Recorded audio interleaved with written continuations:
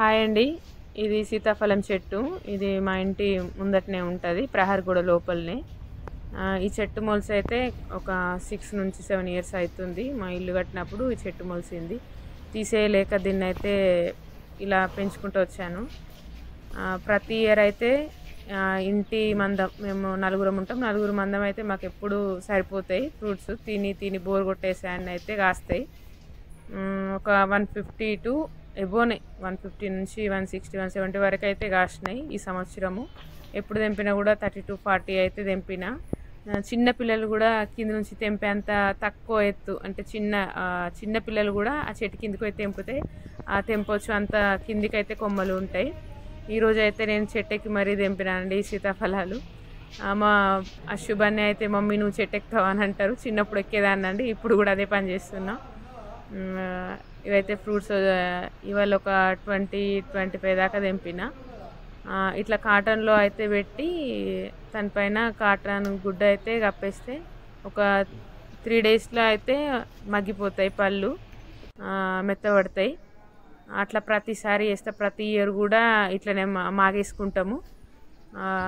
ఇదైతే ఈ చెట్టు అంటే నాకు చాలా ఇష్టం అండి. దీన్ని అయితే కొమ్మలు కూడా కట్ చేయ అంత ఇష్టము. ఈ సీజన్ కోసం అయితే నేను ఎప్పుడు ఎదురు చూస్తూ ఉంటా.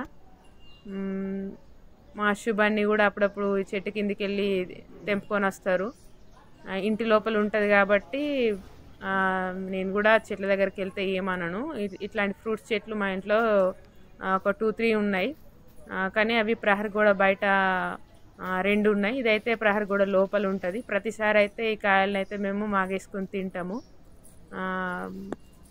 ప్రతి ఇయర్ అయితే ఒక 50 to 70 to 100 దాకా వచ్చేటి. ఈసారి అయితే 150 దాకా వచ్చినాయి ఫ్రూట్స్.